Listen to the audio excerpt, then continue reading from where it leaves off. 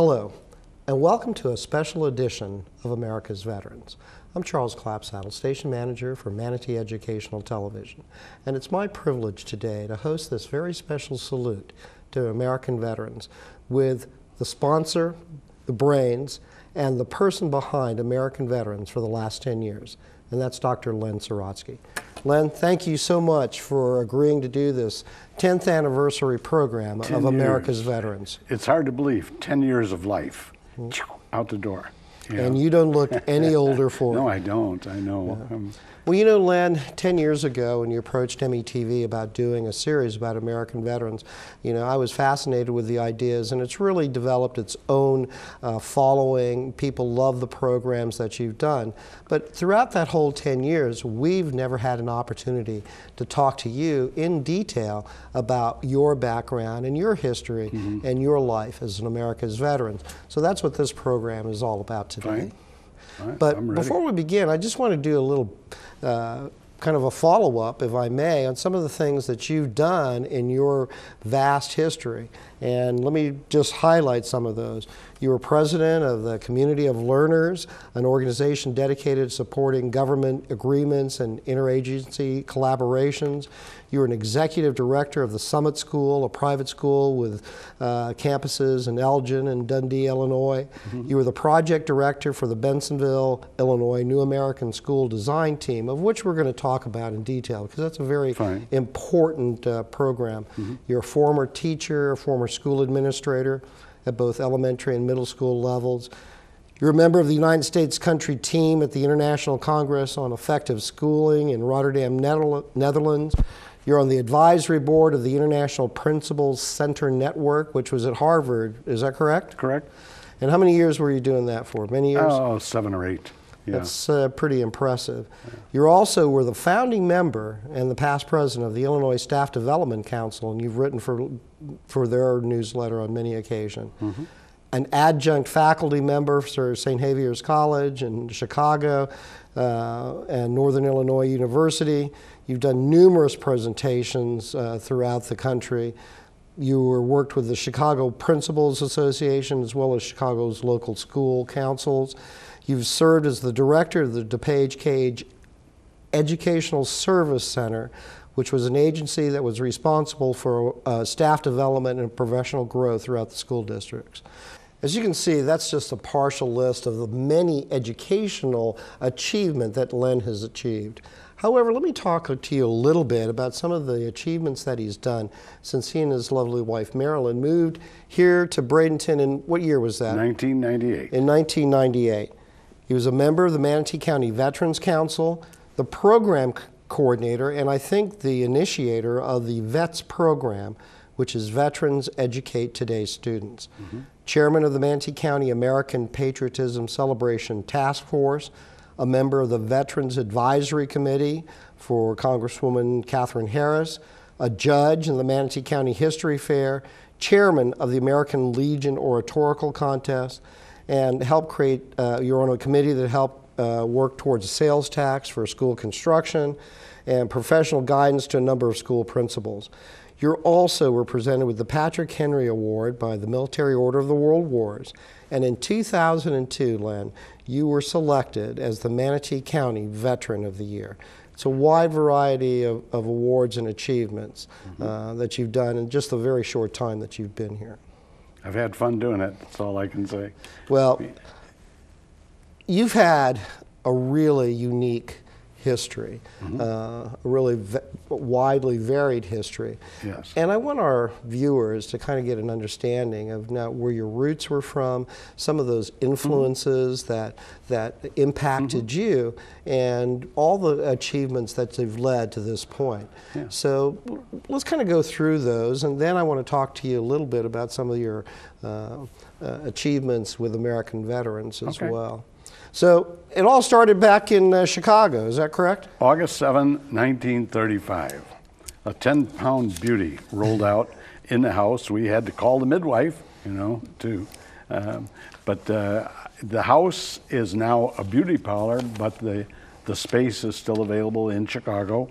And the house that I was born in was actually owned by my grandma and grandpa. Well, we have a And picture of the house that's the here. house. This is where you were born. Yep. Still Yep. standing.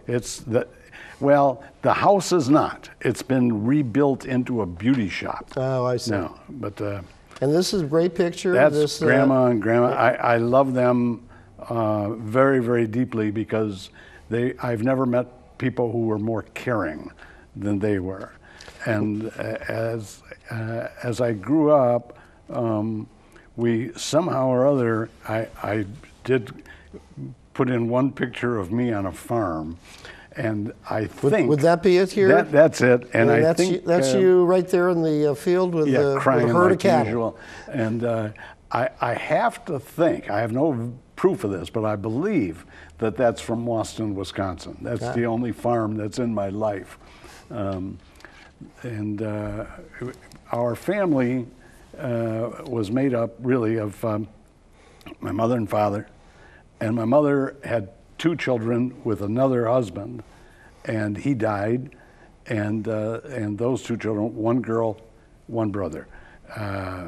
And we called them Babe and Bob. And then she married my father in the early 30s, and they had 2 children, myself and then my younger brother, Ken. And so it was really a family of 4 kids and 2 adults, plus for a little while, a sadness in my life was we had a dog, and the dog's name was Pal. And on Christmas Eve, my sister had him out in the backyard. Somebody walked through the alley and shot the dog. You're kidding? No. In Chicago? In Chicago. And we called the police. The police came over, and this was typical in those days. The 4 kids were shoved into a closet while the officer shot and killed the dog. Oh. And so we were pretty broken up about that, you know. Well, as a young boy, I mean, as you're growing up, you know, a lot of people think, you know, back in those days things were simple and everything got along, but you know, those were tough times, weren't they? Well, for us, yeah, were real tough because my dad was, he was actually, he first enlisted in the Army in the 1920s, and he was stationed and seemed to have loved the Philippines. And he stayed there for several years, and then he came back to Chicago and got married. But as soon as the war broke out, he went right back in. And he stayed all the way through World War II and Korea. Wow. And at that time, he was getting up there in years, and so he was forced to retire. I did not know him very well at all. I think probably the biggest memory I have of him, personal memory, was one Saturday night when it was my turn to take a bath, because we used 1 bath full of water and we took turns getting in. And I was in the tub and my dad walked in with a Dick Tracy tie for me. I was shocked out of my mind. And that's about all I remember about Daddy. Well, there came a point, though, that, you know, the family unit, as you knew and as you were growing up, kind of had some difficulties. And you and your brother found yourself in some great difficulty. Yeah, it was different. Mommy decided that she would entertain those guys who didn't go off to war. And so she just left us. And 4 kids. My brother, younger brother, followed me to the streets, and we just took off and lived off the streets. I don't know for how long. I know we were very good at dodging police officers and so on, but sooner or later you always get picked up, you know. And so we all had to go to juvenile court. My sister was in nurses training, and so she was okay being alone. My brother Bob was 5 years older than me, and he was going to school at Lane Tech High School, a prestigious school in Chicago at the time. And so Grandma said that she would let Bob stay with him. And so that was that. So that left my brother Ken and myself. And what happened was the court said that they would first try to put us with family members. That didn't work. We tried 2 different families and that didn't work. And so we ended up in a place called at the time when we went there, it was called the Evangelical Home for Children and Aged. And by the time I left, it was really better known as the Bensonville Home. Mm-hmm. And well, tell us where Bensonville was from Chicago. I was living in Bensonville when O'Hare Airport was being built. And at the time, if your home was in the way of the airport, you moved. And so I can remember houses being moved right down York Road in Bensonville. If you land at O'Hare and decide to jump the fence at the west end, your feet land in Bensonville. So that's where it's located. It's actually probably about 15 miles or so from downtown Chicago. Now, you went there, and how old were you when you and your brother were there? I was first sent there at age 9, and I only stayed for a short time. And after that, the reason for that was because then that's when the court said, no, we'd be better off living with family. Mm-hmm. So we tried that, didn't work, and so we went back to Bensonville in June of 1945. And great place. I always hear people condemning various kinds of children's home. Some of them probably should be, but I would argue that it is one of the missing pieces that we have in the whole agenda for kids. Some people say the best place for kids is with their natural parents. I say absolutely not. I met lots of kids who were better off in the Bensonville Children's Home. Now you have a book there. Why don't you hold that up for Well, this... tell us what that is. This was a book that I wrote about 20 years ago. And it's kind of like my love story with the Bensonville Home. I learned so much about life while I lived here. And it comes back later in my life, but I'll just tell you a little bit now. The original Bensonville Home is on the cover. That's what this is. The color of the book was the color of the bricks in the home. And when this building was first built, it was intended for aged only, you know, and almost all of them were German aged.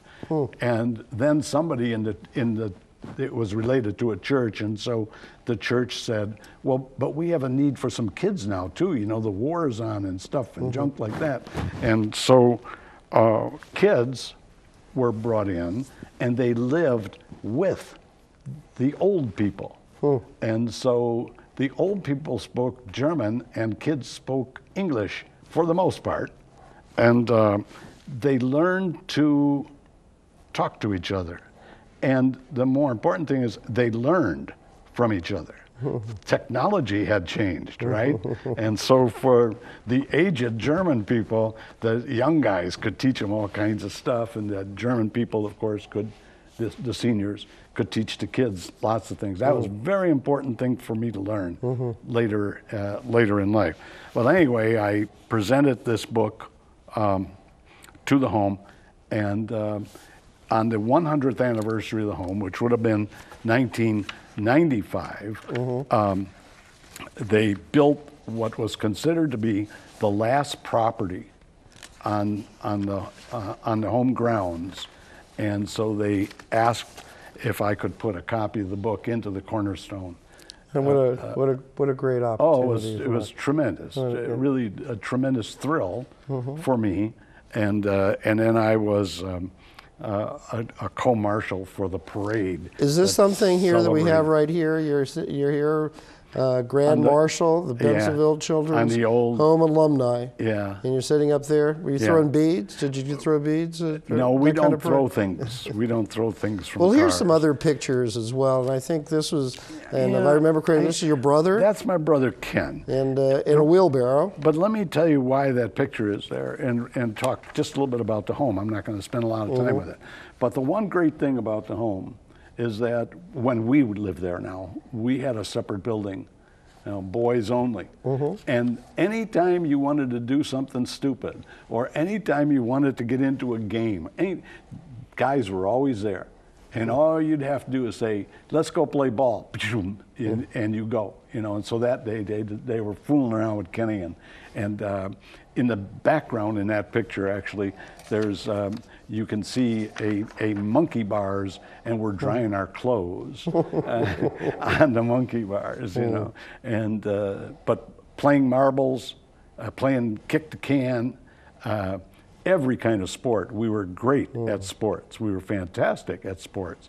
We had our own gymnasium, but we all went to the public school, Bensenville Public Schools. Well, this is some pictures of the facility. That happens to be a picture, the back of the girls' building. And you have to look at the picture closely to see that's the front of the girls' building. But the back is where we had we called it the arcade.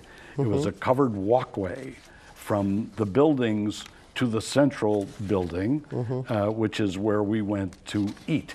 And then if it was raining out, we had a tunnel underneath. And, really? Yeah.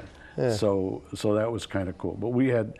So there was a great kind of feeling of camaraderie among the staff and among all the boys and the girls that were at Staff was very limited, really was. Almost all of the work on the grounds was done by the kids. Yeah. We were home kids, and we did everything. And just as one small example, I was driving a 1929 Rio truck or something like, or Diamond T. It was a Diamond T, and I would drive the truck around, you know, beginning at age 12. And in the fall of the year, we would take that same truck and we'd hit the road, and all of the churches that were related to the home would have food, canned food, for us to pick up. And so we called those trips pickups.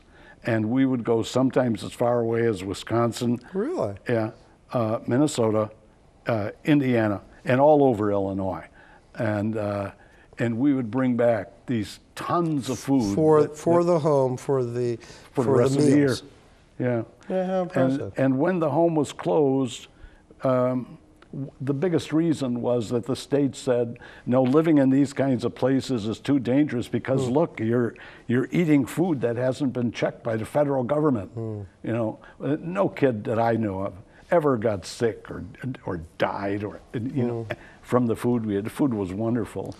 Now, you said you went to the public schools, Yeah. and that was, so when you came to the home, they said, this is where you're going to stay, this is your new home, but you're going to be going to the public schools right here in Bensenville. And we have a picture here, and we've all been going through these things, spot the Lynn. Yeah. But this is a pretty good sized class here. And what year is this, Lynn? Well, that would have been 1949. I'm graduating from 8th grade at Tioga Junior High School. And that's not the whole class, actually. I had to cut it off to make that picture. But, and I probably should point out here that given the fact that I spent part of my life on the streets with very little food and not a nice life for a kid at all, rather horrible life, really. But I was always good in school. I can't explain that. I have no idea, and I think that's it's also another thing that gets in my way when I get to the education. But from the time that I was a youth, I wanted to be a teacher.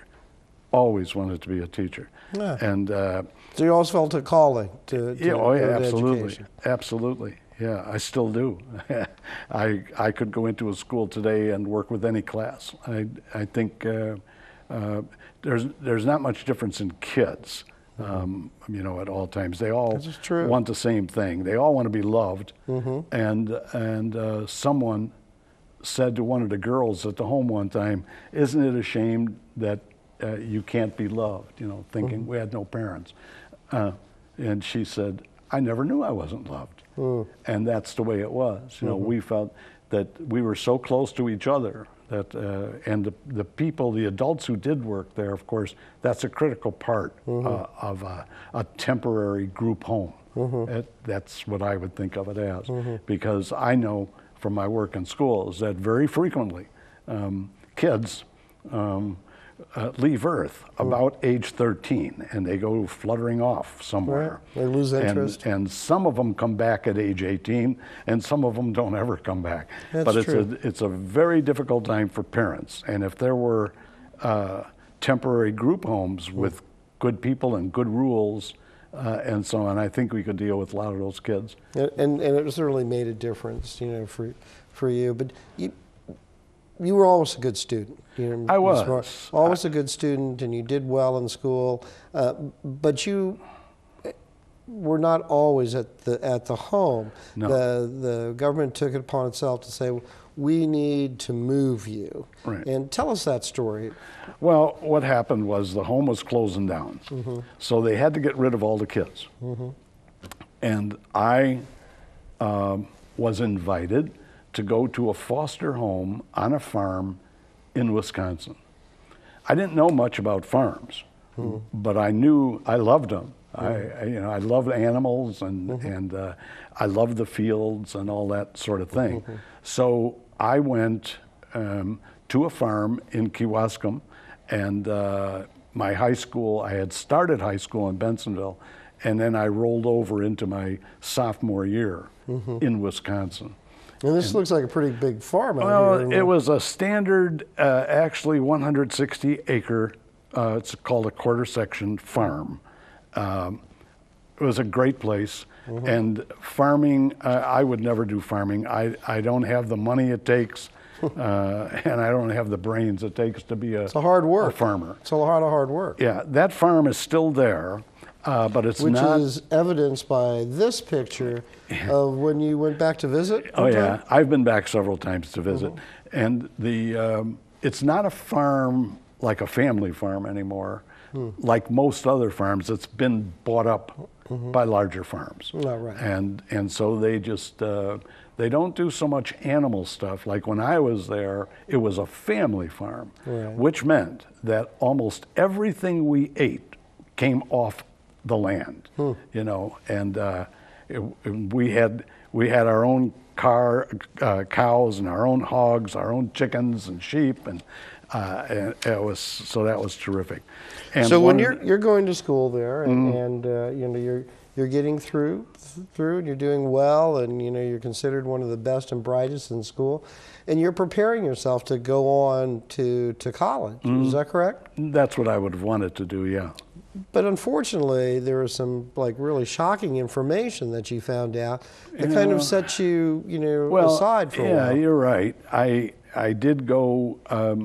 You know, I guess I had done everything in Kewaskum High School that there was to do. When I was a junior, I had all credits necessary for graduation. I already had them. I had already been the biggest student position that there was. And what was that? That was the president of the student council. And so I As was a junior. And I was elected to that office as a junior, which is not possible. You can't do that. But I did it. And so I was called into the superintendent's office and the board president, and they asked me to resign the office and so that a senior could have it. And they told me that, you know, you're going to be elected again next year. And I said, I don't care, it's fine. And so I did that. And all the while that I lived on the farm, money was given to my step-parents for my care. Well, they were foster parents. Yeah, Foster parents. yeah, I'm sorry, right. And they were supposed to have taken all those dollars and put it into an account so that I could go to college or whatever I chose. And in my senior year, the beginning of the senior year, I came across the checkbook. And I looked at it, and there was no money in it. I think there was like, I'm not exaggerating, I think it was $2 or something like that. And so I thought, there's no reason for me to stay here anymore. There's no reason for me to stay in school anymore. They didn't know what to do with me. You know, I don't mean to knock the staff. There was a great staff, but it was a small high school, and they really didn't know, what do you do with a guy who's done it all? And so I just decided to take off and hitchhike across America. And there was another student, a good basketball player. He decided that he wanted to go with me. And so we did exactly that. We hitchhiked to California and then back across the South, all the way across the South, and then up to Michigan where his parents lived. And we went up there and we told his parents we were going to go to Chicago and we were going to join the Marines. And so we did that, and they endorsed the plan, and we went to Chicago to join the Marines. And the day we went to the office, the Marine Corps office was closed. And so we thought, oh, now what do we do? We were in the mood, let's go. You know, the Korean War was on, and I wanted to get into Korea. And so we walked down the street, and we found an Army recruiting station. And so I walked in there and I said, hey, you guys, we just went to the Marines and they're closed. And actually what I want to do next is go to the Navy. And if the Navy office is closed, then we'll come back and join the Army. But you got to tell us where the Navy office is. And they did, and we went there and we enlisted. So, so they closed, you would have gone to the Army then, huh? Well, I would have, yeah. I wanted to go. And so what year was this when you enlisted? 1952. So you enlisted right there in Chicago. Yeah. And where'd you go for your basic training? Great Lake, Chicago. It's really not in Chicago, but it's north of Chicago. And we have a shot here of that's me. Of your class. Well, Company 413, and our barracks was in Building 1313, and so I thought, geez, this isn't good news, you know. And but boot camp was, you learned a lot in boot camp in those days. There was rough stuff that went on. And then you had a very interesting career in the Navy. Tell us a little bit about that, because we've got a couple of great shots here. Well, those are just my school. That is, after boot camp, you choose a school where you're going to go. And I chose to become a weatherman, and they're called aerographers in the Navy. And it was really good for me, except that I went to, my first duty station was Key West, Florida. A tough assignment for you. Very tough assignment. It was given a very nasty name by those who were stationed there. But actually, we're called Key West, but the air station, for those who go to Key West, their next trip, they will see that they pass a little tiny place called Boca Chica Key. And Boca Chica Key? Boca Chica Key. It's not a dance. And that's where I was really, that was my base, but I did upper air research work while I was there, mostly. And so in order to do that, I was stationed, in quotation marks, on a very, very tiny man-made island. And those days, 52, 53, those were the times of outer space stuff and everything. And when we would send up one of our weather balloons, it had a water-activated battery. And so as the balloon would go up, it would swing from the bottom of the balloon. And it happened, I don't know how many times it happened, but many. Someone would call the local police and say, there's a spaceship. Or the other thing is, the balloon would pop, which they did, and when it would go down into the water, it got brighter and brighter and brighter. And so that was my first duty station, and down at Key West. And then from there, I went, I asked for any ship on the East Coast. And knowing that weathermen were only stationed in those days on battleships and carriers. And so they sent me to Guam. And I thought, geez, they couldn't even hit the right ocean, you know. And so I spent the rest of my time at the Fleet Weather Central on Guam. And is this what this squared away young sailor is doing? Yeah, that's me. And I reached the rate of second class aerographer's mate. And so I got my discharge in 1956 and came back anxious to get into DePaul University. And you entered DePaul. And eventually. And as an undergraduate, and Yeah. you did very well. And you majored in what when you went to DePaul? Well, when I graduated from DePaul, I had almost like split majors, and I had between history and philosophy with a minor in language, German, of course. Really? Yeah, and when I graduated, I was reading and speaking German literature and so on, but as years go by, you forget a second learned language. So. I think that's kind of a shame. Well, you probably picked up a lot of German when you were at the home from the... Some of our assemblies were conducted in German. We had so many German students, and so I picked up words, you know, and so on. But and I always thought German was a great language, and the German people were a great people, and so. But in any case, before I got into DePaul, in order to get enough money. Because throughout history, no one ever has enough money. You know, I mean, you're always trying to get more. And I think when I went to school, for example, I got $90 a month. That was my take. You know, and which is not a lot. Was that like a veteran's benefit? Yeah. And but DePaul was a really great school. But I must tell you, the years that I was there, because I was always working. I mean, going to school was my part-time job. And you were working full-time. I was working elsewhere all the time. I would work nights and some jobs and so on. But in the end at DePaul, I should say I never went out on one date all the years that I was there. I never went to a party. I just worked and went to school. Yeah. But I had some great teachers. And let me give you an idea of this. It won't take long. That I had a history teacher, and his test questions would always be something like this. Here is your question.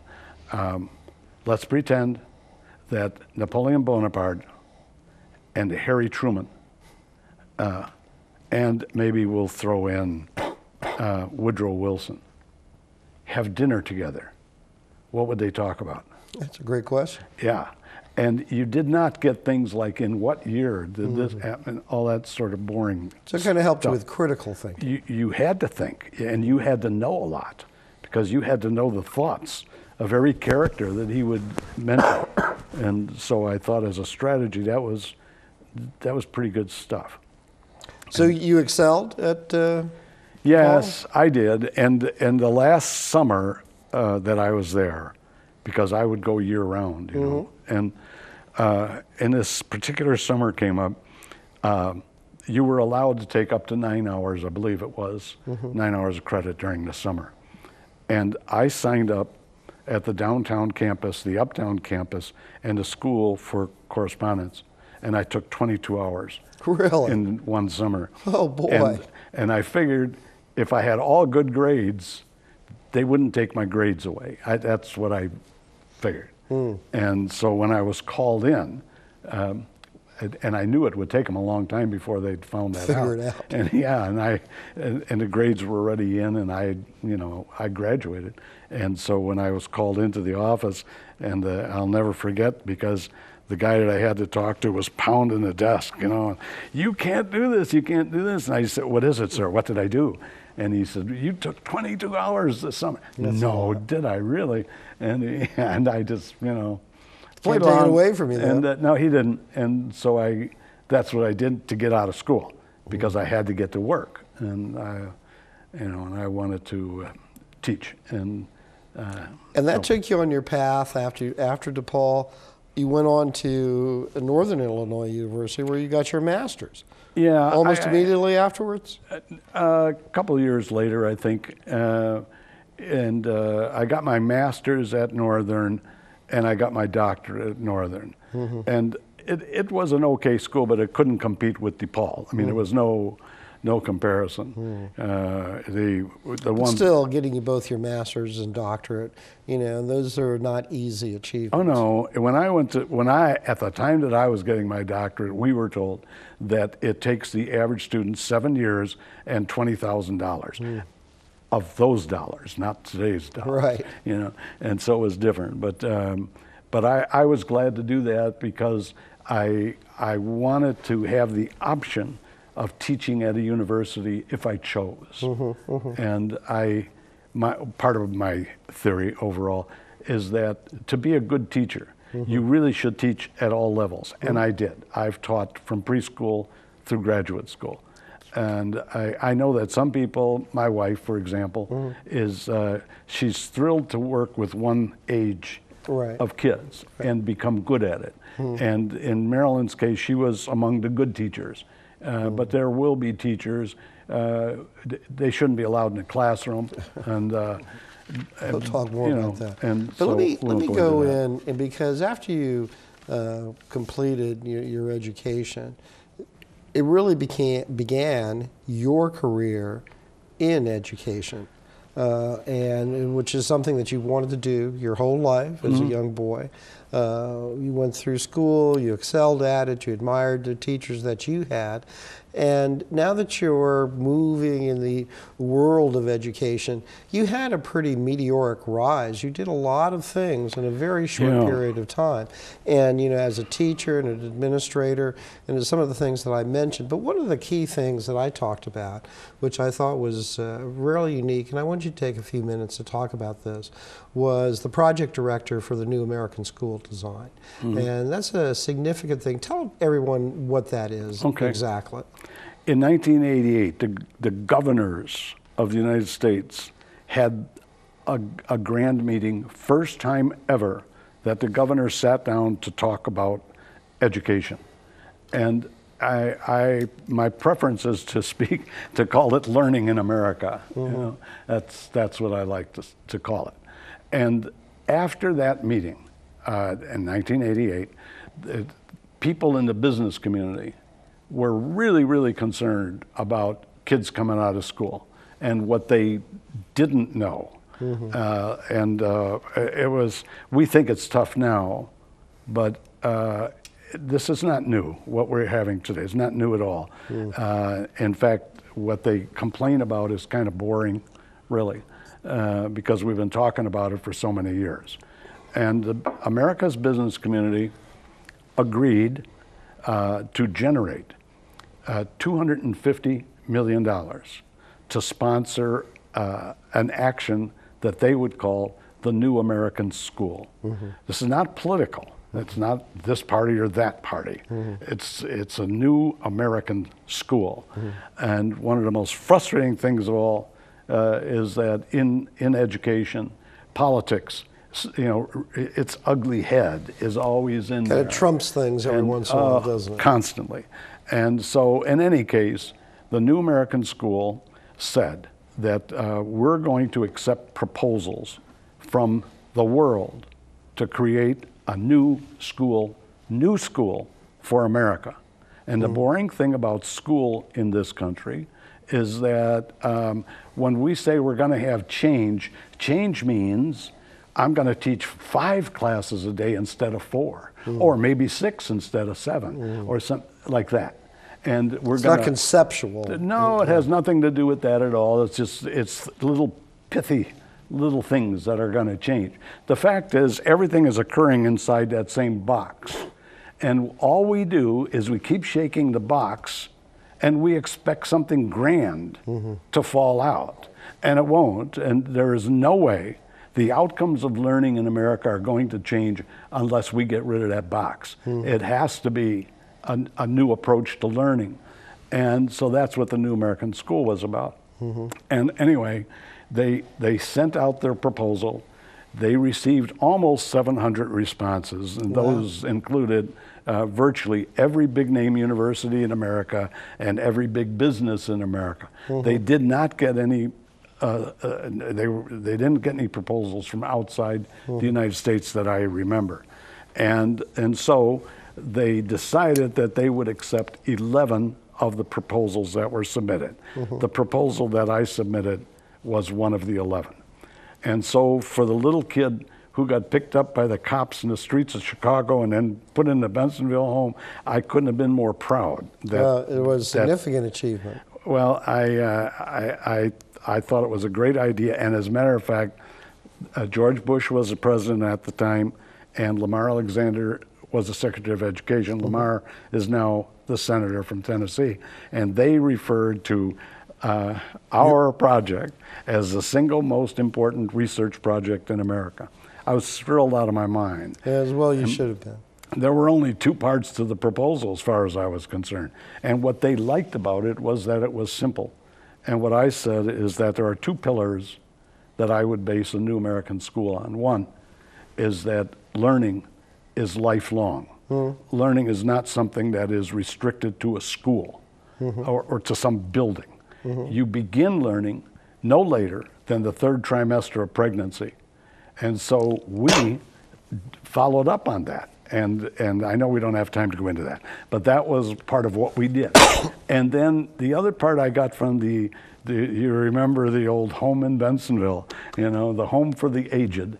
And I thought, isn't this foolish that we have all of these aged people, guys like you and me, who know quite a bit, and we could be helping young kids learn. That's wonderful. And we could be learning things from them. It's a wonderful combination. And so that was one pillar, and I really meant it. That, you know, you have to ask yourself: do we put fences around schools to keep people in or to keep people out?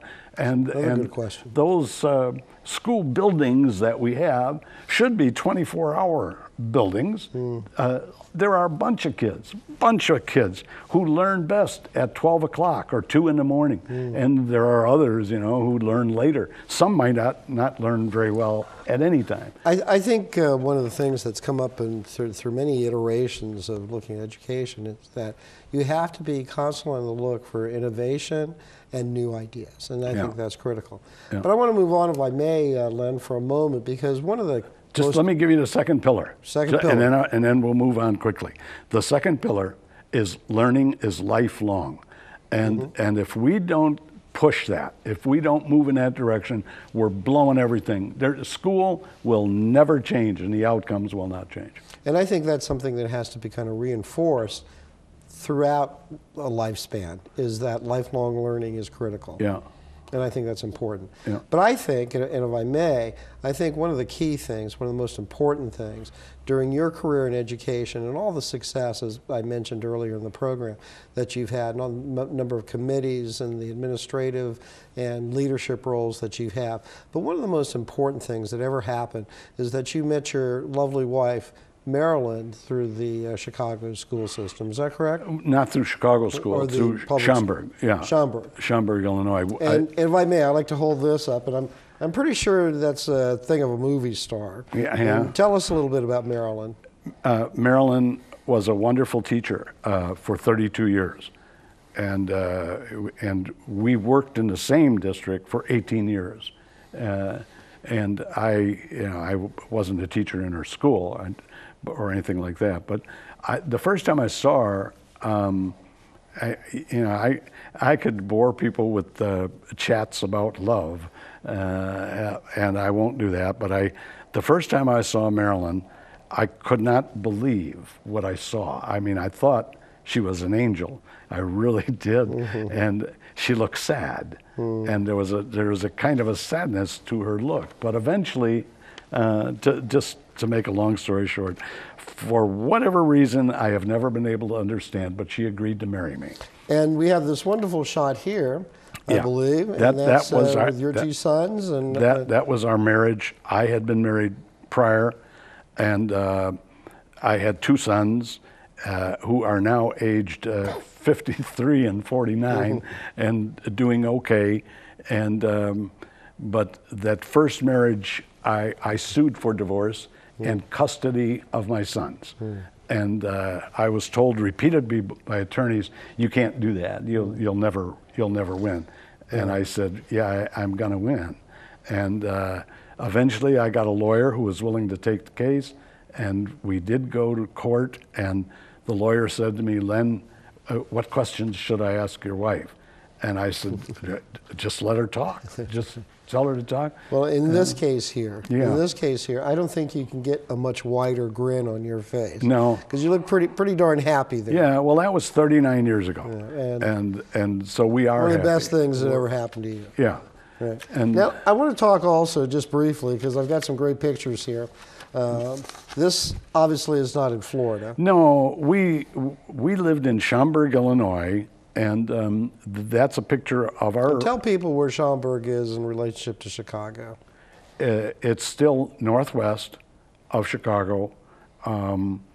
When I first learned about Schaumburg, it was a wide spot in the road.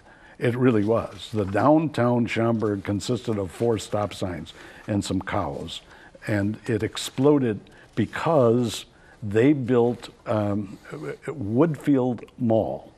And it was the largest indoor mall in the world for a long time. And that mall just exploded the school system and the population of the town. So we lived in that house for 23 years. That's where we lived when we both retired and moved to Florida. And here's a picture of the Schaumburg School. Yeah. And then this gentleman way in the background. First one there, first one there, last one to leave. The principal is the key person to any school. You cannot have a good school without a good principal. It's possible to have, you can have a bad principal, but you won't have a good school. But I was the first one at school virtually every day. I made the coffee.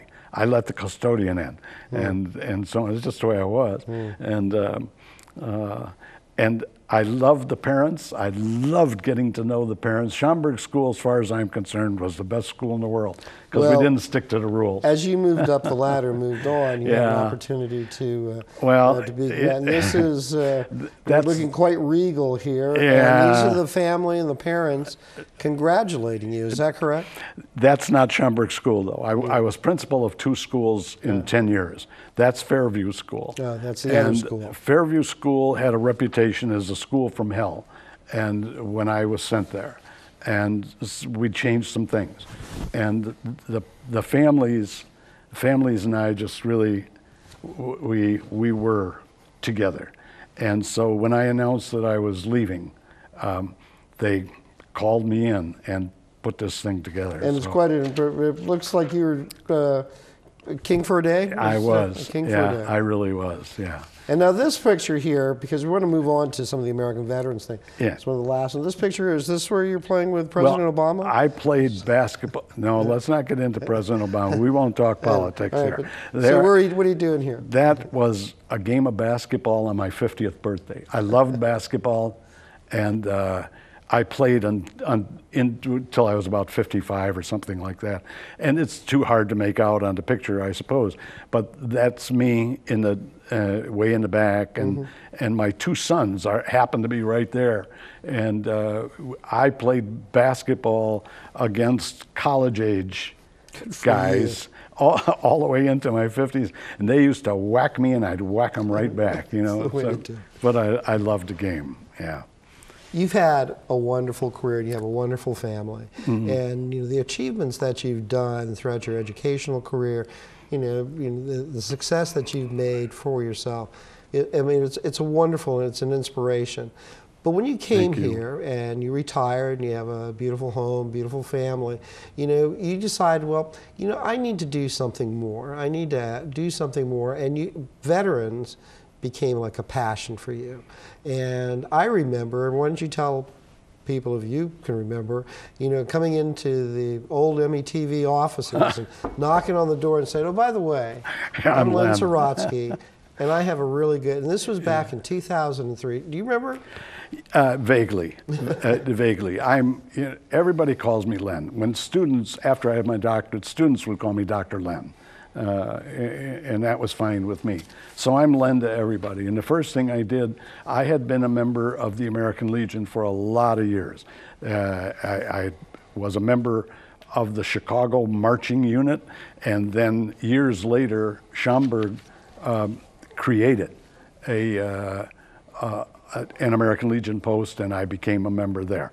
So the first thing I did was to go down the street to post 24, and I walked in and said, "Hi, my name's Len. I want to join the post. Is there anything I could do?"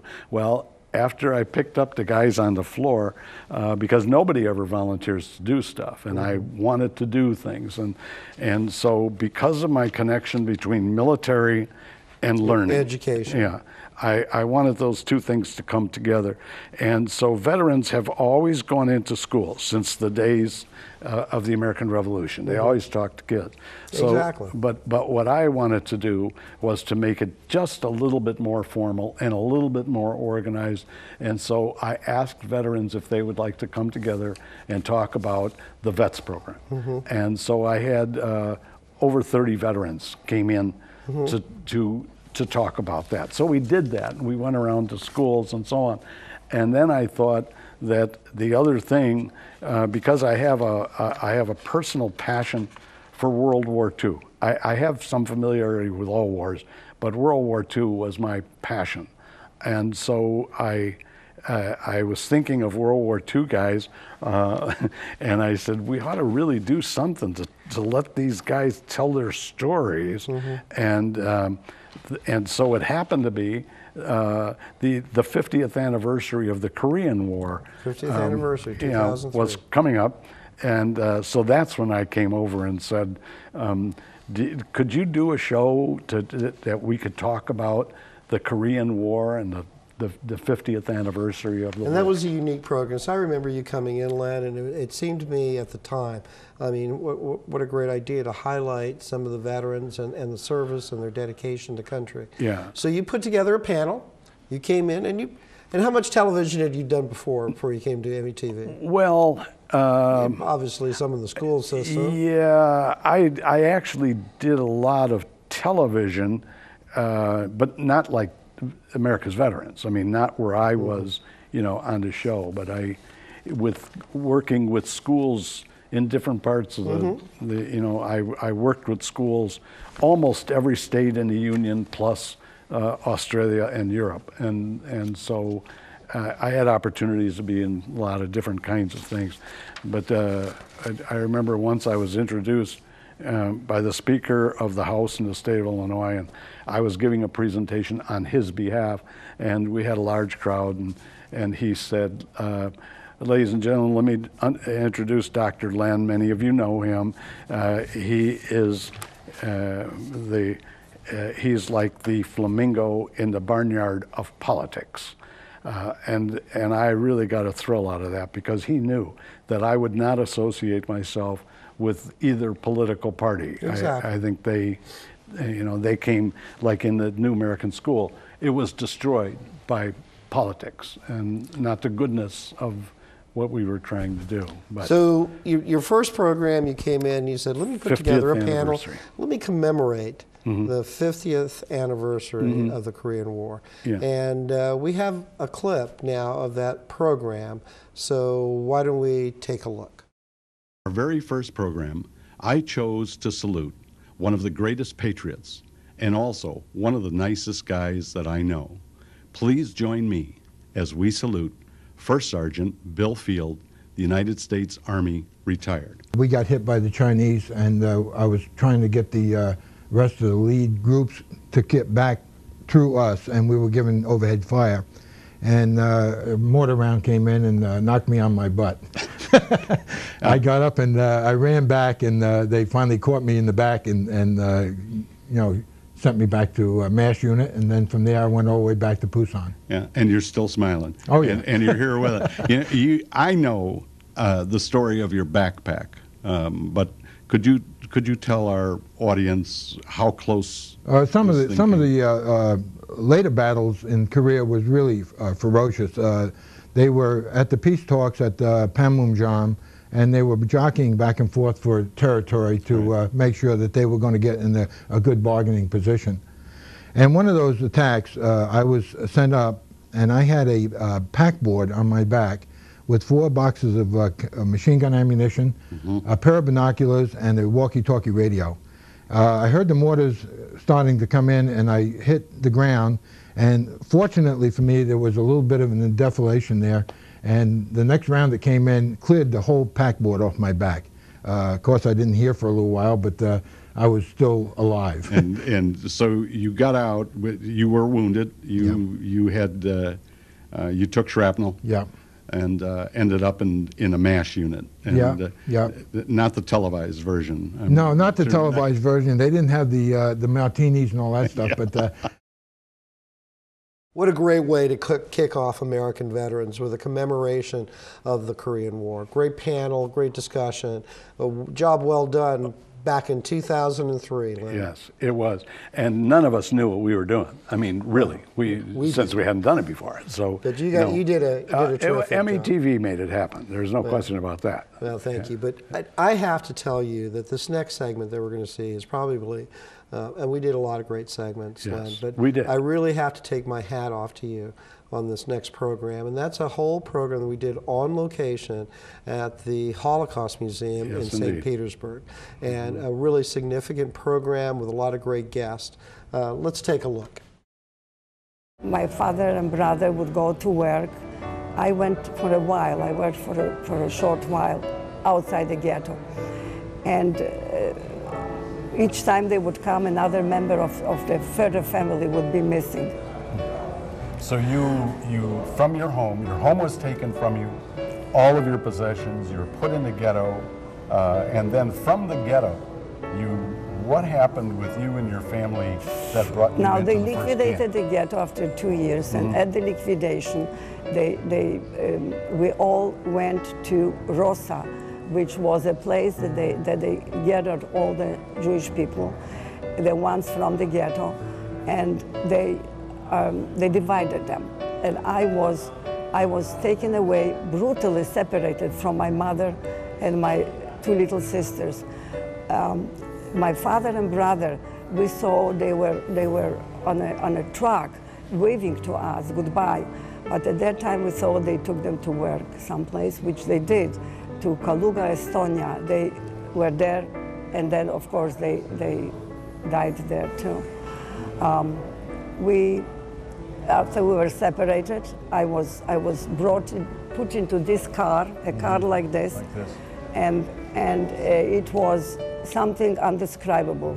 We were all, they pushed us in, and we were standing there like sardines.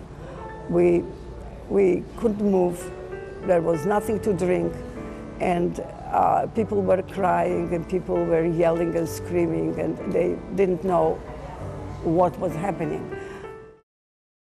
And you know, Len, that entire segment is up on our YouTube channel that people can access from at metvweb.com.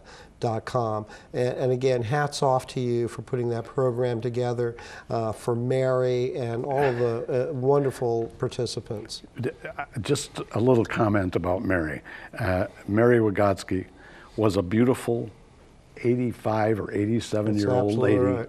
Who had been in 3 different camps, and minutes before she was to come on, one of the METV guys said, "Len, we got a problem." And I said, "What?" And he said, "The lady doesn't want to talk," and they have a railroad car called a transporter, which they claim is one of the 2 remaining cars from that era. And they have benches for people to sit down and just think. And so I called Mary, and I said, "Mary, would you come over here, please?"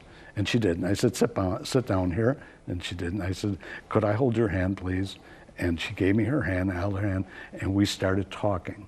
Well, in the meantime, the METV cameras were rolling, and I just, we said nothing, and she just went. And after her segment was over, she said to me after the camera was off, "Is that all I can say? Can I say something?" Yeah. She was lovely. It was a wonderful thing, and the emotional part about that is that railroad car is like the one that she was transported to one camp. Yeah. Again, Job well done. Well, thank you. And all of the participants. But one of the other programs that I think was really significant and shows just kind of the outreach that you had is the Salute to Women Veterans. And you had arranged for a general officer to come to the Kirby Stewart Post to make a presentation, and a significant achievement. And I want to talk some more achievements about Kirby Stewart, but let's take a look at American Veterans Salutes Women Veterans. But what she did was she answered the call. And that's what all of those of you here in this room did. When your time came, you answered the call. And so, in the Civil War, in every one of America's conflicts, women, along with men, have answered the call. We kept moving forward so that women did more things. You know, in the early wars, women had to disguise themselves as men, as you have heard, in order to serve. Now, think about that. What that really says is, think about the medical examinations they had back then to get into the service. That they didn't even figure out what gender you were. And so, by the time we got to the Civil War, things began to get a little bit more organized. Women were the first to start setting up a logistics system to handle medical supplies.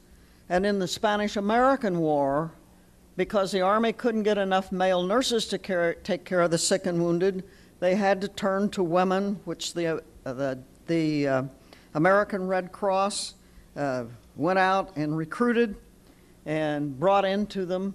Some 1,500 served. And so it wasn't surprising that when World War I came, that someone would figure out that women could do something and that we should have them in uniform. That was a great achievement, Len, and congratulations for doing that, because that gives you a kind of a broad perspective to realize that there are so many women veterans. Well, I think over the course of these 10 years, we have tried to point out that there are at least two kinds of veterans. One kind puts on a uniform and goes away. The other kind stays home to make sure that everything keeps running properly. And now we have women in the military in great numbers. Great responsibilities. And so we have to talk about that. And when the general came and spent time with us, I was just thrilled to death. I don't think that I was the one who got her here, though. I think I got her on METV is what I did. But she was wonderful, and we had a really good crowd. But just as an added note to that, because that was filmed at Kirby Stewart Post. Yes. During your tenure as the commander of the Kirby Stewart Post, you did some significant achievements, and a lot of things that were done during that your tenure as the commander were significant, of which we had the opportunity to tape as well. One of those was the descendants of the people of actually Kirby Stewart. Oh, I'm sorry. I missed the descendants of, yes. Probably the greatest military hero from Bradenton. Exactly. He had his whole family, all the descendants. Yes, well, what we did, we wanted to tell the story of Kirby Stewart. And, and of course, almost no one knows who Kirby Stewart was. Exactly.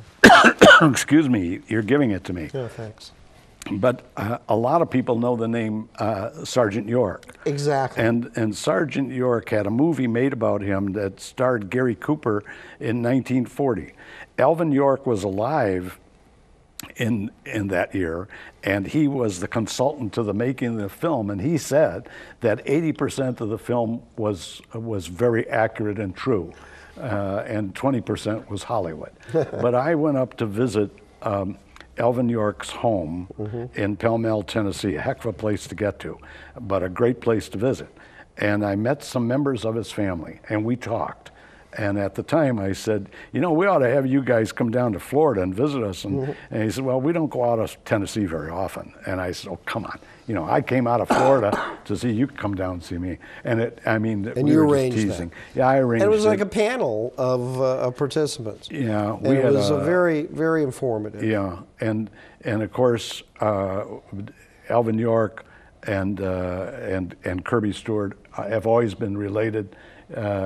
Alvin York came to Bradenton to see Kirby Stewart's family, about the incident and so on. And we're talking World War I, which now is almost completely forgotten.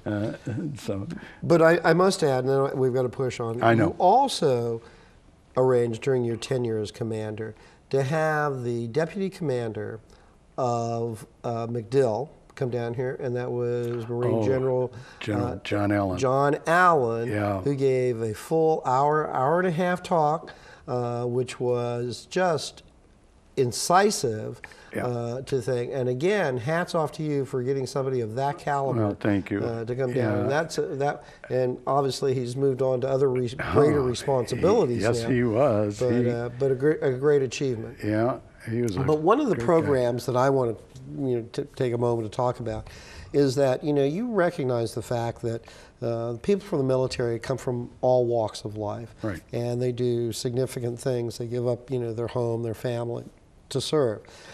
You did a program with several police officers, including who is now the deputy chief of the Bradenton Police Department. Was the deputy chief, J.J. Lewis, who is retired now. Yeah. And do you remember that program? Oh, absolutely. Well, let's take a look and see. We were part of a multinational peacekeeping force that included the British, Lebanese, the French, and the Italians. And we were stationed at the Beirut International Airport, and our daily function consisted of patrol duties, securing the airport, providing communications to the presidential palace, which is located at the top of the city, and various other tasks. And about halfway through my tour, the U.S. Embassy was blown up by terrorists, which kind of shifted our objective at that time to a more defensive position. And that's when we started, about that time, that's when we started receiving more aggression towards our presence at the airport itself. And during the time that I was there, up until that point, we made it our effort to try to communicate with the civilian population that was there, to let them know that we were there to safeguard their future and their peace. And it's interesting because I've got a picture here of the perimeter of the airport, and you can see the children there. And you notice one of the children is armed with a rifle. Yeah. And those are the type of things that you have to take into consideration when you're dealing with civilians like this. Very easily that child could have been shot. Or shoot you. Correct. As a matter of fact. Correct. As I said before, heroes come from all walks of life, and to have these fellow officers, commit to their tours of service, it's pretty significant. Well, one time we had I think we had a chili cook-off for police officers or something. I don't remember. But anyway, I had a whole room full of police officers. And I said, how many of you are veterans? And I was expecting about half hands. Every single officer was a veteran. Every single officer, and it shocked me. And I got to know J.J. Lewis somehow or other along the trail. I don't remember, but he was a really, really, really nice guy. I really liked him a lot, and he was a good spokesman. As well as all those other officers who served. And I think the relationship between getting certain kinds of jobs and your work in the military, such as a police officer, I think it's great. I think more people ought to take advantage of those opportunities. Yeah, that's a good point. But I want to go to another location program that you did. A lot of stuff we did in the show. We did quite a few on location. Yes, we did. And you had the opportunity to do a program with a gentleman named Gary Barnes from Asheville, North Carolina. Remember him well. Real gentleman. Did a great program with him. And tell us a little bit about Gary. Gary was, I believe, in Vietnam. That's correct. And he lost both legs. And so what do you do when you come home and you have no legs, your life is over, you know? And Not for him. Not for Gary. Gary had a couple of jobs and different kinds of jobs, but he ended up getting a job as the telephone man for the North Carolina police stationed at Asheville, North Carolina. Right. And I thought, what a fabulous idea. His head dispatcher, deputy. Yeah, and his language skills were so good, and you think, isn't this a great idea for someone who can't use their legs? So what? Use your mouth. Use whatever good part you got going for you. Let's take a look at and see what Gary Barnes, we actually did this out in a nursery that contributed a great deal of things to returning vet. Yeah. Let's take a look. You not only lost your legs, but you came pretty close to losing this peg over here, but it was saved. Mm-hmm. And so you got that. Yeah. And then you did eventually come home, a year in the hospital. Yes, sir. Tell us immediately after that, what did you do? Well, I ended up, you know, I was looking for a job. Nobody really wanted to hire a double amputee at the time, and I applied for the National Park Service at the Blue Ridge Parkway, which is in Asheville. Right. I got a job there and worked there probably 4 or 5 years. And then I started hanging around with a lot of guys that work for the Sheriff's Department, the Buncombe County Sheriff's Department. And they said, why don't you come to work for us? And I said, well, you know, I don't know. And they said, you know, come to work for us. I said, well, okay. So I left the Park Service, went to work for the Buncombe County Sheriff's Department. The sheriff there was Sheriff Marcy. He put me through rookie school, and I went through rookie school walking on my knees. Yeah. That's how I got around at that time, was walking on my knees, because I couldn't wear artificial limbs because my stumps would keep breaking down. Huh. So I was in a car wreck, broke my hip in 3 places, and finally got back on my legs. Sheriff sworn me in as a deputy, and that was that was outstanding. I thought, man, this is all right, you know, and I really liked that. I mean, it was something. And then he got voted out. Once he got voted out, then the new sheriff started getting rid of everybody that worked under him. And after that, I applied for the North Carolina Highway Patrol in communications, got a job with them. Been there for 18 years, and I love it there. I mean, they're really good to me. They take you know, they're as fine as they can be. It's a fine organization to work for. What a great guy. He was. What a great guy. Yeah. And, you know, hopefully when he comes back down here at any time, he's always welcome back on America's Veteran. Yeah, I really liked him a lot. I should go up there and see him is what I should do. Now, Len, this next segment is with a little bit of sadness. Because just recently we lost the participant in that program, and that was Warren Sweetman, who just passed away last year. Yeah. As a matter of fact, you and I went to the memorial service for him. Yeah. It was very, very touching. Mm-hmm. But Warren was a great guy, a giant among men, and he came ashore on the first wave of D-Day, and he fought all the way through to the Battle of the Bulge. 3 Purple Hearts. Silver Star, if I remember correctly. It was a great story. And you could tell that you and he had a great camaraderie together. Yeah, we did.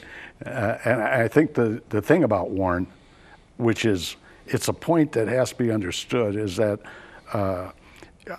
all through the military, you can't stop laughing. You can't stop fooling around, you know. And Warren, he had the greatest sense of humor.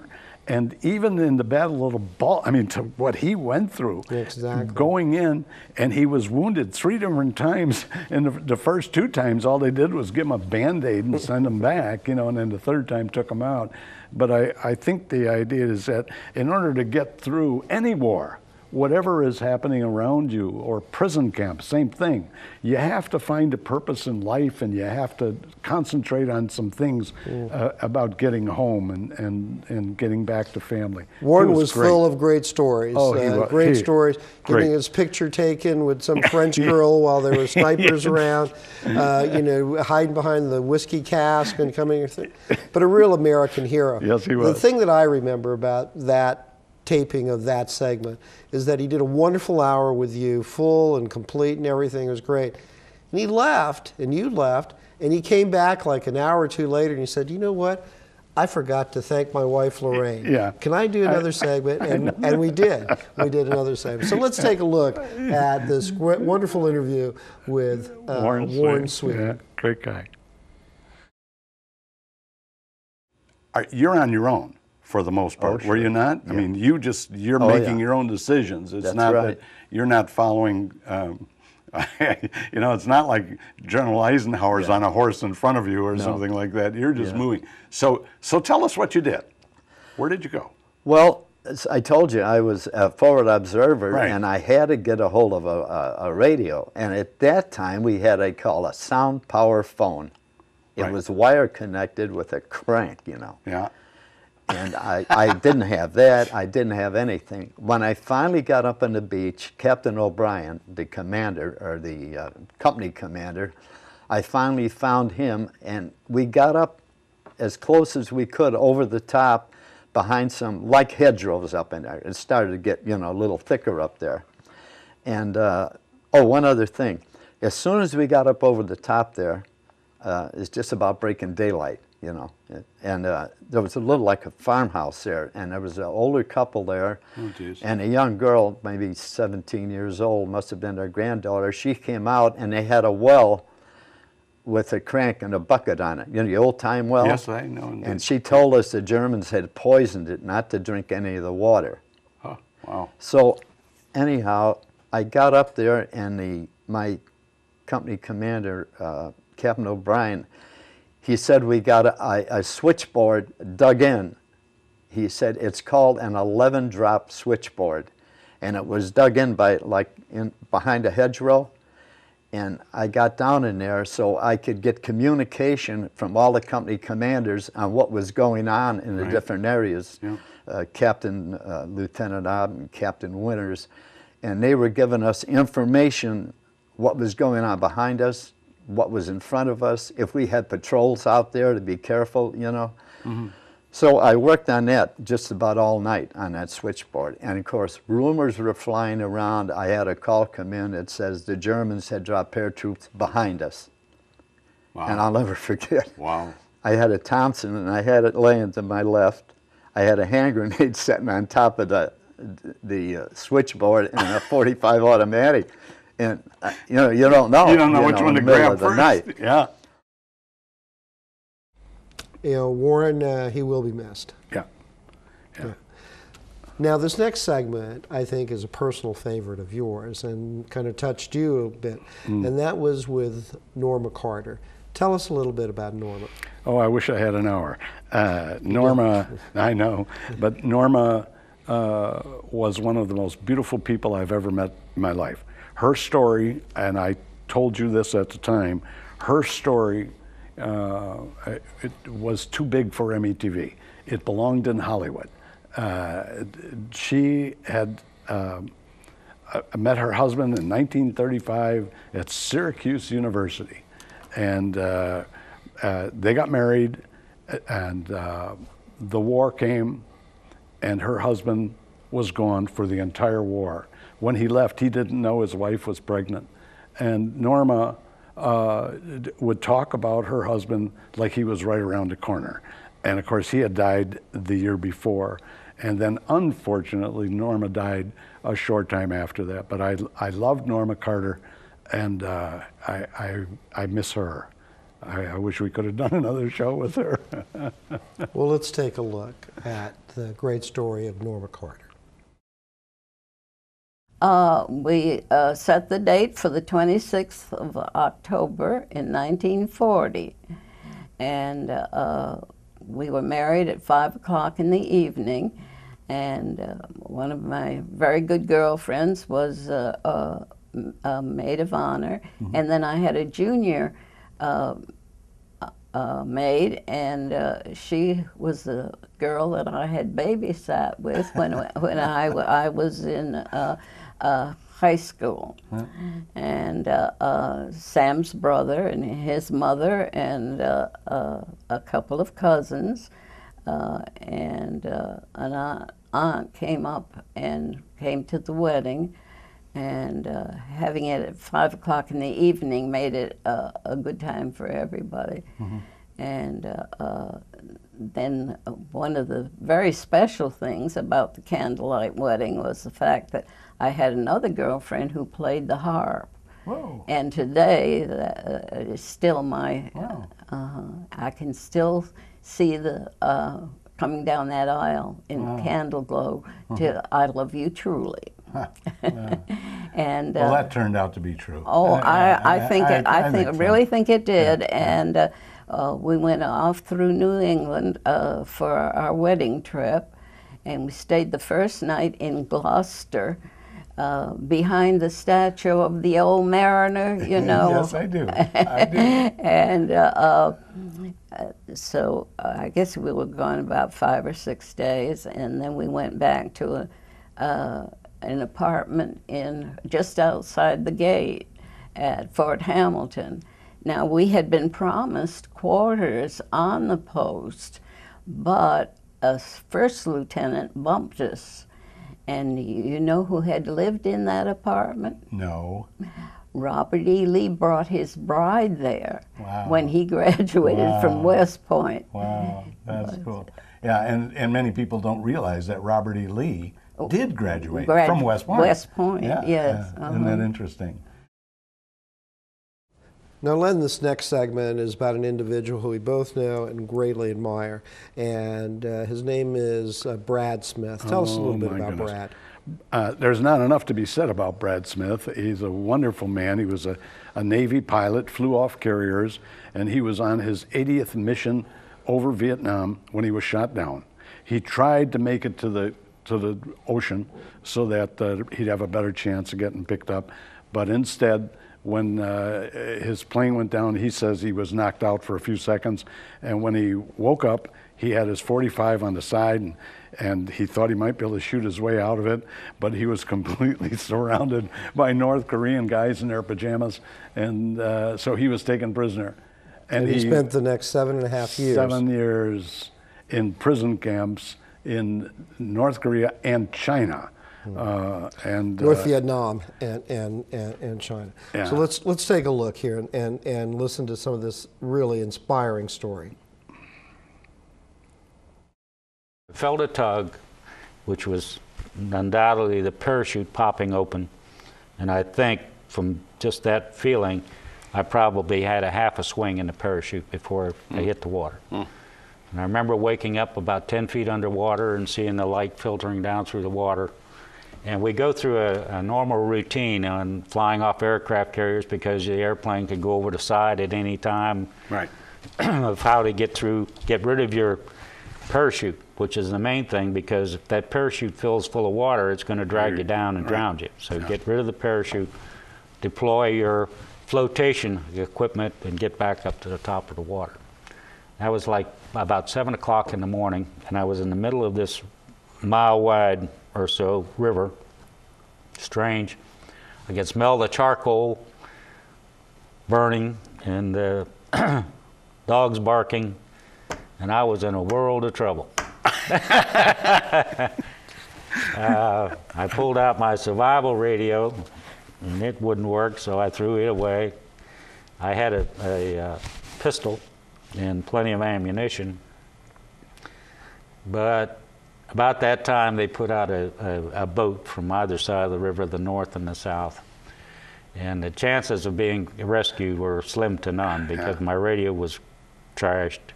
I'd lost my helmet, my neck was bleeding, and my pistol had come up and sliced my neck. So I took my pistol and all my ammunition and figured I wasn't going to shoot these guys with. Yeah. They're all carrying, there's 6 guys coming out from the south, the ones that got to me first. 6 guys in black pajamas, and they all got AK-47s, automatic rifles. And I'm not going to outshoot them with my 6-shooter, so I got rid of that. They stopped maybe 15, 20 feet away. I already had my hands in the air. They looked at me, and I looked at them, and I was probably in shock because I remember thinking to myself, they don't look too happy. And the guy in the front of the boat had his foot up on the edge of the gunnel. And he had obviously been in the war someplace because his whole face was all scars from this and that. And I mean, I was probably too much in shock to be scared. But, you know, they stopped, they looked at me, I looked at them, and they finally came over, grabbed me by the scruff of the neck and pulled me ashore, and the fun and games started from there. Now, going from one American hero to another from another generation, and that's somebody that's very near and dear to you, that's Jim Kissick. Tell us a little bit about Jim and his story. I wish I was his son. Jim is a great, great, great American hero who served beginning in World War II, and he was qualified to fly almost anything that can go in the air. He flies jet planes, prop planes, he flies air balloons, dirigibles, you know, he can fly those, he can fly helicopters. He's written a book, by the way, for those who might be interested. He does have a really nice book that tells some of his story. But Jim is a local guy. He was born right here, and he still lives on Anna Marie Island. Right. And I love the guy. I think he's a wonderful, wonderful American. Let's take a look at the story of Commander Jim Kissick. Would you like a brief description of Ulithi? Well, yes. Ulithi was a volcano, a deactivated volcano that had many, many, many acres of deep water. And when we weren't up in the combat zone, that was home port, because all the supply ships and repair ships were there. And when everybody from the fleet was there, you'd have up to 6 or 8 aircraft carriers and all the support ships. That's where it was all done. Well, this for one particular night, Hornet had the radar watch, and they picked up a contact 35 miles away, but then it disappeared. Well, they thought it was just, you know, a blip. So no, everybody was, since this is home port, everybody was at movies. Movies and an aircraft carrier on the hangar deck way up at the forward end. And these 2 kamikazes had popped up, I guess, to see if they could see any lights or anything, but that Yap was on a Japanese field that got bombed every day, but they hid their aircraft. Yap is another island. Yeah, it's about, I think it was about, if I remember right, about 90 miles away. Yeah. Anyway, they were coming in and they came across Ulithi. Well, the 2 of them went right across our bow, just above the flight deck. One of them plowed directly into the after end of the flight deck of Hornet, who had the radar watch. And the other one, miraculously, when Hornet, like our ship was at movies, so everybody was at the other end of the ship. I think it cost 5 or 6 lives only. But the other kamikaze flew all the way across Ulithi and saw the outline of the biggest carrier the pilot had ever heard of, so he rolled over and dove into a coral reef. Yeah. Which was a very great blessing. Good for him, yeah. What a great story with Jim Kissick. What a terrific. Now, I must point out, you know, that the selections that we're showing are only part of a larger collection. I know that. We literally have dozens and dozens and dozens of programs. We've made a lot of These shows. are your like top 10 or a dozen or whatever it is. But one of this next segment that we want you to take a look at is not necessarily about veterans, but about veteran services and the people that are there to help veterans. And we did a whole program with Manatee County veterans officers. And tell us why that was important to you, Len. It's critical, absolutely critical. We have approximately 40,000 veterans in Manatee County. That number will be changing up and down a little bit probably all the time. We've always got guys coming home. And so many guys, whether they're young guys or old guys, do not take advantage of veteran benefits. And in this county, we have 3 men, all veterans, who are there specifically and only to help veterans to get their benefits. So Absolutely. if there's anybody out there who's wondering, am I getting what I deserve? Call them, and it's not that difficult. Sometimes they make house calls. They go and do presentations to groups and so on. Wonderful, wonderful guys. It's a great service about benefits, about medical help and assistance. So let's take a look at the program. Okay. American Veterans and Manatee County Veterans Services. Do you help families with, if a veteran dies, do you help the family if they wish to go to the new cemetery? Can you help with that? We do to some degree, Lynn. We ask that the families work out the details with whatever funeral home or funeral services, whether it be cremation or casket burial, that they're contracted with. When I was at the National Cemetery a couple years ago, all of the funeral homes and cremation societies in the area, they were educated on how the procedures work for the National Cemetery. Everything is handled through the National Scheduling Center in St. Louis. Wow. But if there's a particular question, the families can contact the cemetery directly. We have limited information in the office. I just spoke with the cemetery today and last week as well, and they're very happy about the new construction. As you had mentioned earlier, is that they were in the news a little bit about some things that were going on out there, but the construction was delayed, but it's definitely up and running now. And they're anticipating having that second phase of construction completed by winter of 2012. That's going to allow them to be in their permanent administration building. It will give them the above-ground columbarium for urn burials, the permanent entrance and roadways. Right now they're operating on 9 acres of land for burials. When this second phase is complete, it's going to give them about 100 acres. Whoa. That's operational. Wow. But if there's ever a question about the National Cemetery, whether it be here in Sarasota or anywhere in the nation, the procedures are the same, and they can call our office for that information.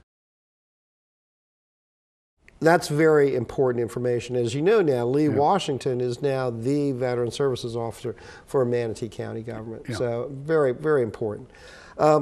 And now a this great next guy. segment, a great Okay. guy, terrific guy. Yeah. Now this next segment is a little different because we've done things with pilots and Army and military, but we've never done one on the submarine service, the silent service. Tell us a little bit about Dan Craw. Oh, geez. Dan is, he's a funny guy. He's very tall, and he spent 21 years on 5 different submarines, as I recall. And when I first met him, and he told me that he was in the submarine service, I said, "Are you crazy? I mean, I belong on submarine service. That's what I tried to get in, and couldn't." But he told me how many times he boom, boom, boom, he'd whack his head in there. But he was a submarine service is so essential, and even today, most Americans don't even know it exists. They don't know anything about it. It's a great story, and he was on the diesel-powered thing, very complex thing. So let's take a look at the American Veterans segment with Dan Craw. The first one is the ship's patch. Yes, it is. That's the official ship's patch. Right. And tell us what is this one? That patch there is for our trip going around the world. We received orders in June of 80. That's the sun. That's the launch of the boat. Yeah. But because of the Iranian hostage crisis, we received orders to go to the Persian Gulf, Indian Ocean. So we went down and around southern Africa and pulled up into that area, poked around, and we had our refits in Diego Garcia, the garden spot of the world. And from there, we did several more patrols up in the Persian Gulf area. Finally, we went to Perth, Australia for 5 days. That was our only liberty between June of 80 and February of 81. But we got 5 days in Perth, went across the Pacific, through the Panama Canal into the Caribbean and up back to Connecticut. Yeah.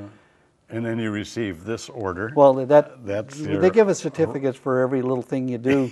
Wow, but this is special. Well, that's the Order of Magellan for going around the world. Yeah. I've also got them for crossing the international date line, the Golden Dragon. Right. And then there's the Persian Gulf, and couple of trips to the Med. But to go around the world, how many days, how many months was that? What did you say? Well, June it took us from June to February of 80 to so February that's of 81. But so that's about 8 months.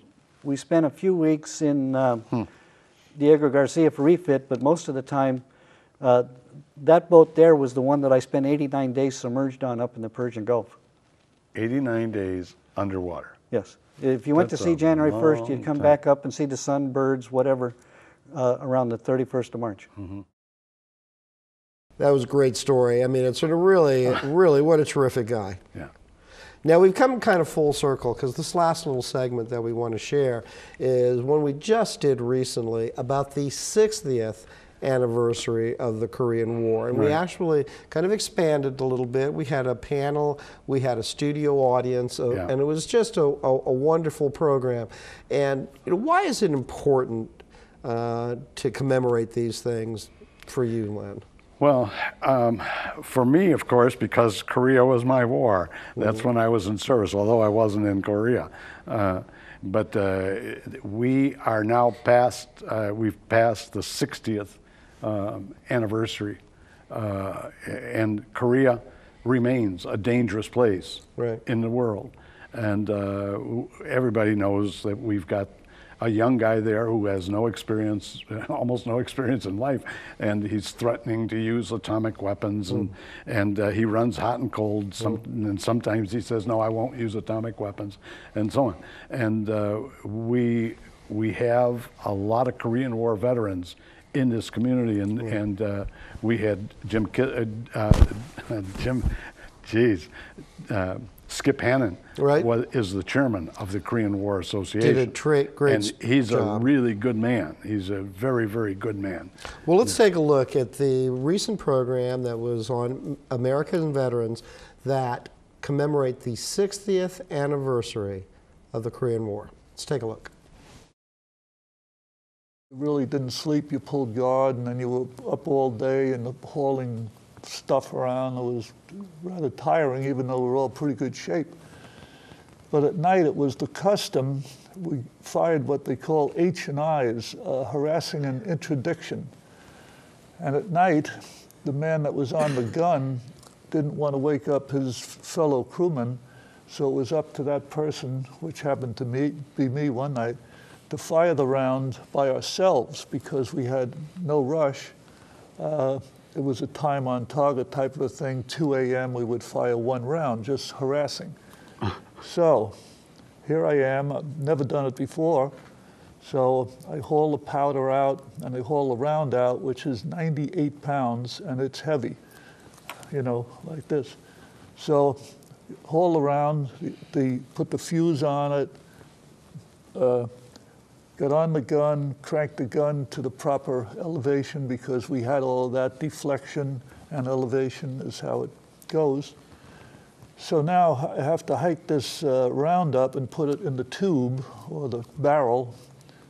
And what I tried to do so it wouldn't fall out and break my feet is to lift it up with the tube going kind of parallel.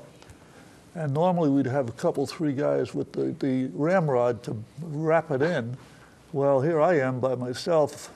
I did weigh maybe 150 at that time, something like that. So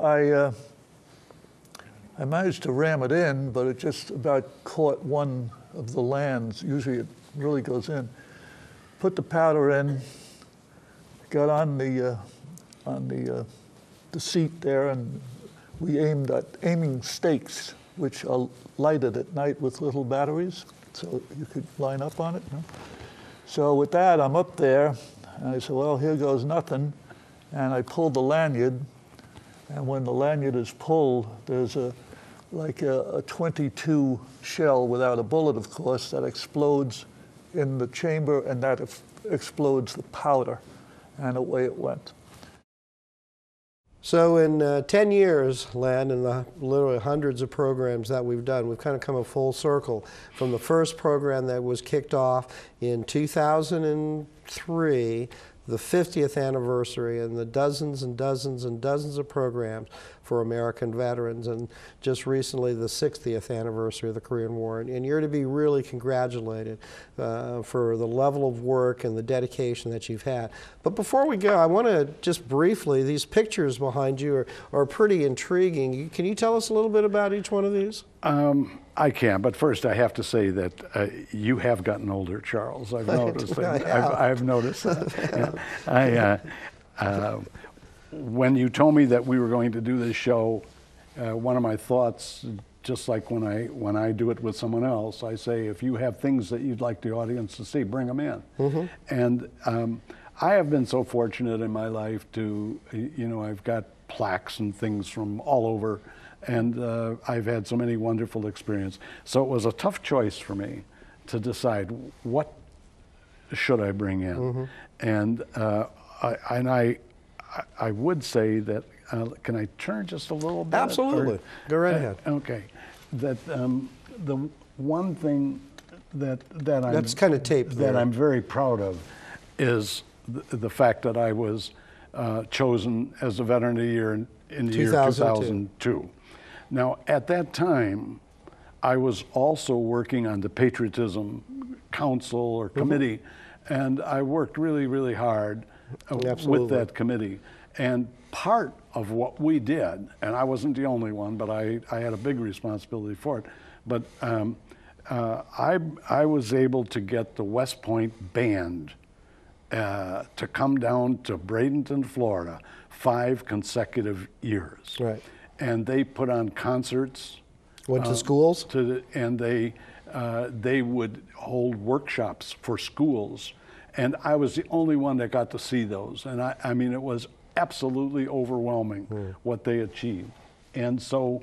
and we were very fortunate that we were able to tape some of those things, but yeah, a significant achievement on your behalf to bring them down year after year and to expose this community to the quality and the caliber of the band. Yeah, and we did get them into one of our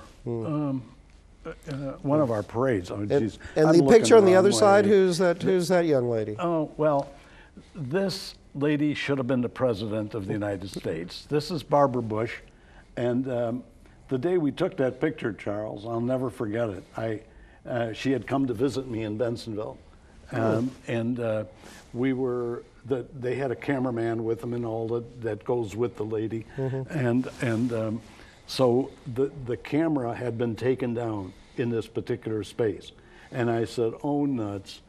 We missed our chance to get a picture. I missed my chance to get a picture," and she says, "Oh no." She said, "Come here, honey." And she grabbed me and she pulled me to her, and I thought, what do you do when you stand next to the First Lady? Pretty good. But she was so nice and she was so good with kids. She was marvelous with kids.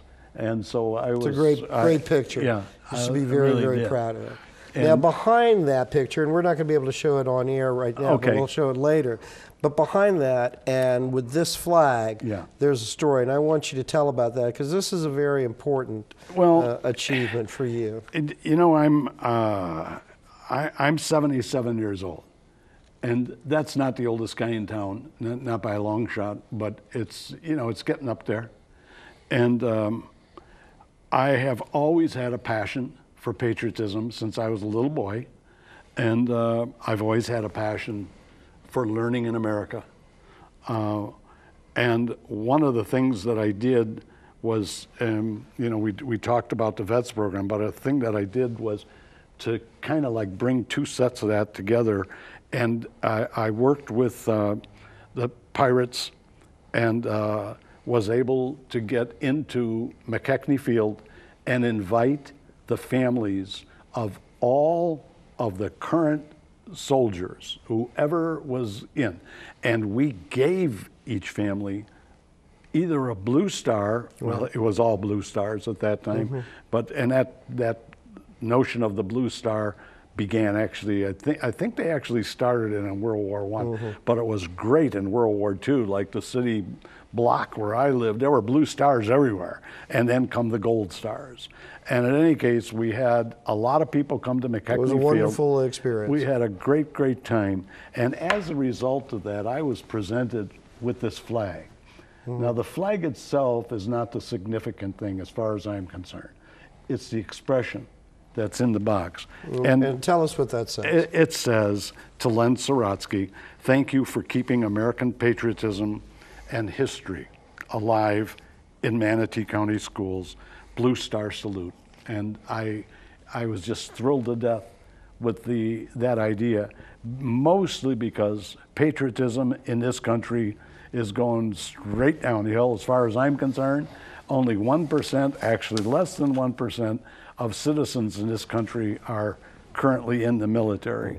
And that's not a lot when we look at the past. So.